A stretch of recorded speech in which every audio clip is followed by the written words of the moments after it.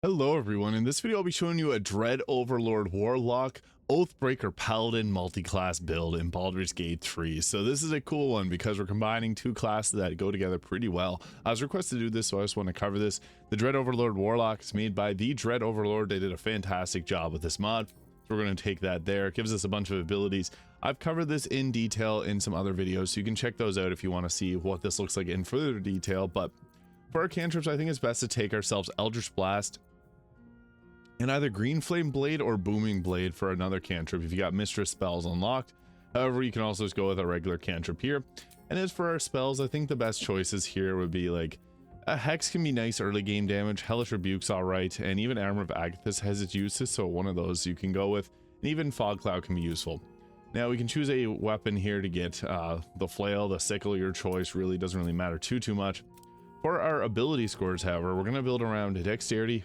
You can also build around strength if you'd like, but I think the most optimal way of playing this is going with 16 dex, 14 constitution, and 16 charisma. Skill proficiencies, take your choice, but I like to have deception there. And I'll show you the full armor guide as well, and also show off some combat. So with this, we got ourselves up to level, I guess I'll show you a few. There's two different ways we can go about doing this. I'll show you those. So at level 2 here, we get ourselves the Eldritch Invocations. I think it's best to buff up our Eldritch Blast with Agonizing Blast and Repelling Blast for the additional Charisma modifier and extra damage. Now for our spell, Hex is alright, or Arms of Hadar. Even Inflict Wounds can be pretty decent too if you want to go with something like that. And then for, I guess as we continue up, we get to choose our Pact Boon. Now this is... Typically, I like Pact of the Chain with the TheDreadOverlord or the Pact of the Tome. I've done builds covering both of those, but Pact of the Blade is really strong here because we got some extra synergies with the Paladin. So we're going to take this here, Bind Pact Weapon and Pact of the Blade, and then we get to choose some extra leveled spells here with Hold Person and even Misty Step being two of the best choices. So we'll go with that. What's nice about Pact of the Blade is we get the addition of additional necrotic damage on our attacks, and basically Bone Chill gets applied to them. We also get another cantrip here. We'll take Green Flame Blade as well for our spell. I think Misty Step is extremely useful. Mirror Image and Darkness are also two other great spells. And for our feat, we'll take an ability score improvement on Charisma, since we use Charisma for our attack rolls. Now level 5, we get our extra attack here, and we also get another Eldritch Invocation, with Devil's Sight being my personal choice there. Just big buff to our damage.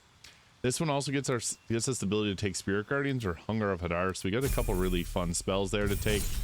And then at level 6, we get ourselves the Improved Soul Harvest and another spell here. I like Counterspell. We don't have a lot of spell slots, so it's probably not the best choice. We'll take Spirit Guardians here for some instances where Spirit Guardians works really well. Now we also get the Army of the Dead here. We can summon in the Skeletal Warlock. So we get a lot of fun extra spells that are very powerful. Now for our next leveled spell, Phantasmal Killer can be okay. Shattered's even nice with the Upcast.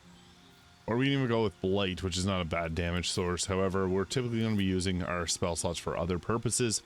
And for our next Eldritch Invocation, if you got the Hexblade mod, you get some different ones here, but Beguiling Influence for Proficiency, Deception, and Persuasion works really well. I'm going to take Eldritch Smite because this just fits with the Paladin build. This is from the Hexblade Warlock mod, so it adds these invocations here. If you don't have it, don't worry. It's not a crucial part of this. But once we hit level 8, we get... additional +1 with our Pact Weapon here, which becomes pretty strong, and you'll see how powerful that does get. We also stop the target from healing, which is also pretty nice. Fear is a pretty effective spell too that we can take, and we'll go with ability score improvement to take Charisma up to 20. And at level 9, we get ourselves the Ghouls and Flying Ghosts, and a Cloud Kill here for a spell. I think works well because poison doesn't affect zombies, so we can lay that around. And also, I like Minions of Chaos for the extra elemental that we can get, further enhancing our summons, which makes us really strong. Now for our next level cantrip, I think it's best to go with like again, your choice here. Frostbite can be nice. And Hold Monster being another extremely effective spell, which paralyzes a creature and you can get free critical hits off on it. Level 11, we get ourselves the Create Undead Spectral Horror, which becomes really strong. And we get the Mystic Arcanum with Circle of Death being one of the strongest choices, Psychic Crush being another great one. Now we can go to 12 levels of Warlock here. I'll show you why, because it gives us the Life Drinker. And then there's a couple different ways we can go about it past that. Darkness is also a nice spell to take. I haven't taken it yet. What's nice about Darkness is we can hide in the darkness and see in it, so that's great. And then for our final spell here, again, your choice. We can go with like a counter spell if you wanted, or banishment, I guess. Warlock doesn't have fantastic spells at late level. What this does is the Life Drinker adds additional damage equal to your charisma modifier with your packed weapon. A +5 or +6 damage becomes really nice. And then we can also go with an ability score improvement, take up our dexterity for extra armor class, go with the alert feat for the +5 to initiative, or go with the savage attacker to reroll our damage dice. So there's a few choices that are pretty effective here. I'm going to go with the alert feat here. And then once we get to level 13, we can swap. Now we can go 14 levels of the warlock to get ourselves the dragon, which is really good. Or we can go with 12 levels of the warlock, 5 levels of the paladin, and then 3 levels of the fighter to get ourselves action surge.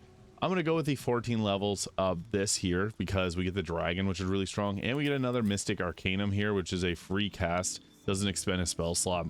And psychic crush, if you have the mistress spell mod, is great. Conjure Fey is also great for summoning in the extras, the hag that you can get. And for our next spell, this will take shatter. Nothing super stand out there. And then we get ourselves another ability here with the profane dragon aspect of the Dread Overlord. So we get our big skeletal dragon, which is extremely strong. Now we want to mix in and take the paladin, and we'll go with our Oathbreaker. So if you have a mod, there's mods that allow you to break your oath just by picking this right at the start. If not, we can go with like the Oath of Conquest or the Eldritch Hunt and add that in later. But at level 2, Divine Smite, this is going to be what we want to spend our spell slots off on. Now, fighting style +1 armor class, really nice, or great weapon fighting if you're using a two-handed weapon. And then for our spells, I think that command is one of the best choices. Go with all the smites here. Divine favors, meh. Bless is meh. These all require concentration, so they're a bit difficult to use, but we got our main ones. We got command, and we got ourselves the divine smite. At level 3, we get hellish rebuke, which we already have an inflict wounds. We get the dreadful aspect and control undead. We could have taken these, I guess, with different slots, but the warlock doesn't have that many great spells. I'll just be honest. Let's get divine health, preventing disease from affecting you, and we can just kind of pick whatever you want for your spells. At level 4, we get our extra lay hands charge, and we get another feat, which we can go with an increase to like dexterity or constitution, or really whatever stat. But I'm going to go with the savage attacker, although you can go with the sentinel perk. These two are really great. Savage attacker will reroll your damage die, which gives us basically the effects of the great weapon master. Now we get ourselves the extra attack here, and we get a darkness spell, which we already have, and level 2 spells here, so we can go with like the blinding smite, aid, and I guess you can go force weapon there if you got mistress spells. And we're not going to take another level here. You can if you want to get the additional saving throw benefit. +5 to saving throws is actually really nice. Depends if you want to be more defensive, so this one will be more defensive. But we can add in a level of the War Cleric for the bonus action attacks, so you can take this class even further in strength. But again, you can stay with it as is, and Death Domain actually fits very well here. So then we can take things like Toll the Dead. And what we'll use for our prepared spell, we got ourselves like Create or Destroy Water, which can set up like a Storm Sorcerer, which is really nice. Or you can go with Healing Word or Sanctuary, because they don't require rolls. I'll take Create Waters for the extra effects that we can add to our team. And I'll show off what this looks like in terms of armor. So I went with this just for the appearance of it, but Deathstalker Mantle works really well for your armor. And then for, I guess you can also go with the Cloak Protection too if you wanted to. We can wear different types of armor, like we get medium armor proficiency here. We don't get heavy armor unless we start as the Paladin, so if you wanted heavy armor, you can re-roll that. But we actually get decent armor class and stealth with the armor of agility. And if you really want to, you could go with the ballast armor to even further increase the damage, or the Helldusk armor, which fits pretty thematically here and looks pretty nifty for this build. So the Sword of Chaos makes a really great weapon because you'll heal yourself on hit. So with this, we actually get... I should have went with the War Cleric. I just realized I meant to go War Cleric and I grabbed Death Domain Cleric. That was my bad. Because then we get ourselves the 4 attacks with the War Cleric, which would heal us multiple times. But you can also add in some of the other weapons, like you got Sharp Spear of the Evening. That's nice for spamming darkness. Nyralna actually works pretty decently. And we can also use Marka Heshker here and get a free cast and then summon in our elemental. So that's actually a pretty effective way of doing that. For some reason I have a mod that makes so I can't summon the fire elemental. That'd be my normal selection. The water, earth, and air are also pretty good though. So we'll go with the earth elemental. And then we can swap off this staff here and take another weapon. So You could go with a two-handed weapon, or we can go with like the Fowler Alluve being a good one. Night Realm is another solid choice. Sacred Star can be pretty good for inflicting radiating orbs on the target. And the Infernal Rapier is nice too because we get the planar ally Cambion, and it already has the Pack of the Blade built into it basically. But we're going to bind our pack weapon anyways. We use our spellcasting modifier for attack rolls. Now we also want to summon in our zombies whenever we can, so we need to make take out some enemies there.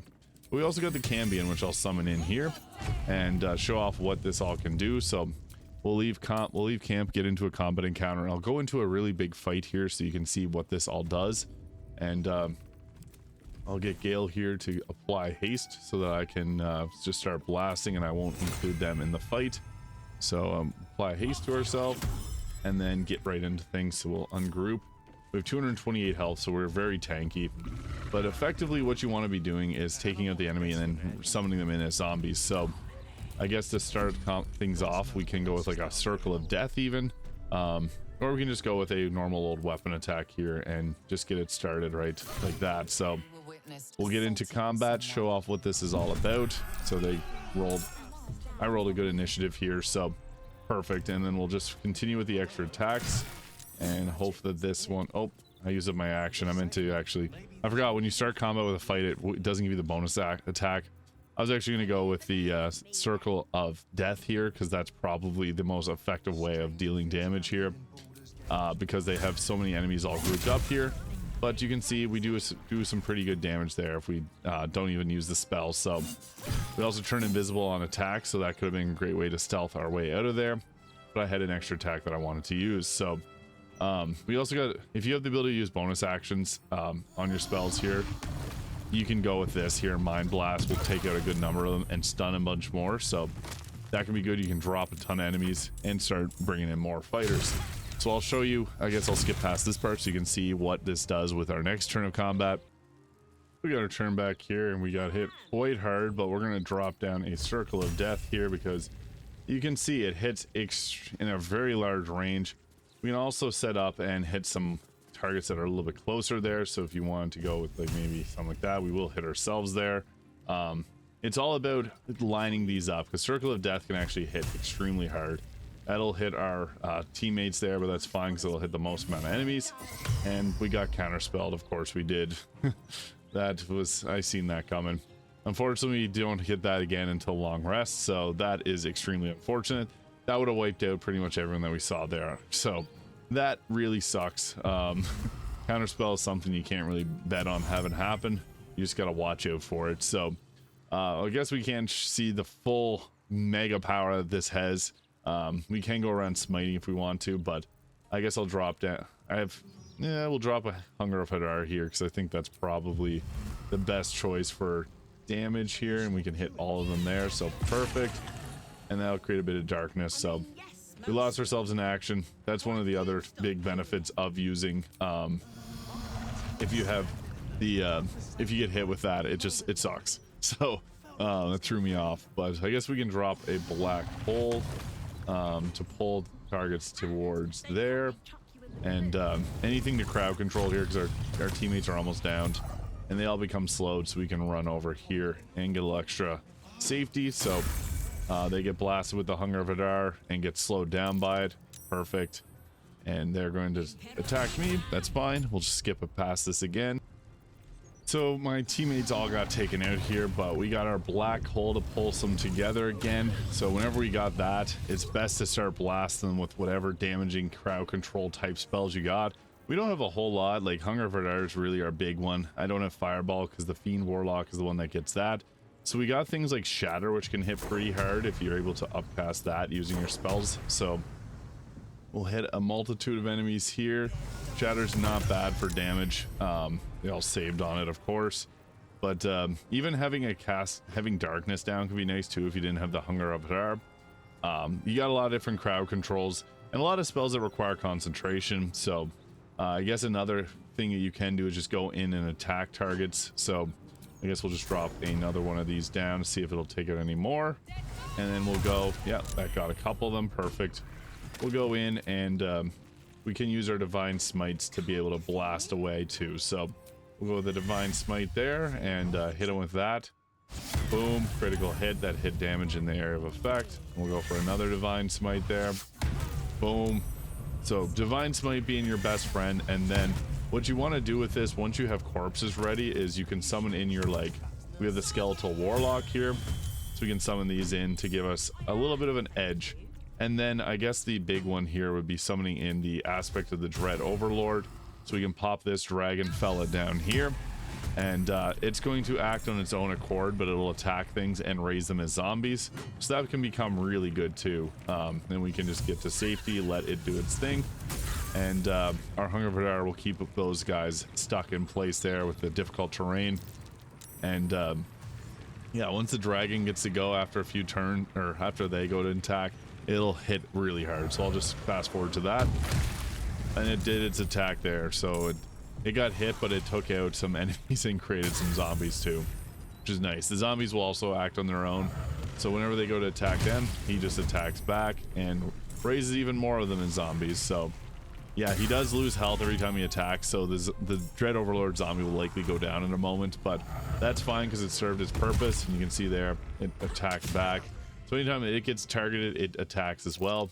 And we got our warlock there, which we'll get to go in a second here, and the warlock's actually quite strong, and then our zombies will go and clean up. So yeah, I guess we can't control the zombies, but they're running into the Hunger of Hadar, and they're just going to attack the enemies there. So they don't have a lot of damage. You can roll 12 every once in a while though, and they're mainly used to draw aggro. Although if you're in later acts, they'll use targets will use the volley to attack them, which makes it even worse. But I guess we got ourselves things like Eldritch Blast to be able to finish them off, so we can blast away. We get 4 beams of Eldritch Blast if you're at level 20, so that makes it a little bit stronger, which is nice.